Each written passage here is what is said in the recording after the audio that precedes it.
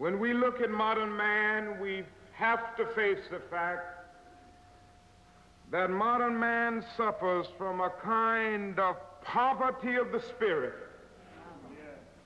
which stands in glaring contrast to his scientific and technological abundance.